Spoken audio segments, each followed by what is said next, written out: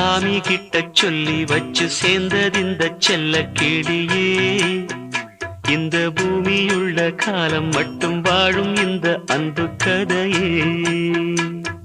முத்துமணியே பட்டு துணியே ரத்தினமும் முத்தினமும் சேர்ந்து வந்த சித்திரமே. சாமி கிட்ட சொல்லி வச்சு சேர்ந்தது இந்த செல்ல கிளியே.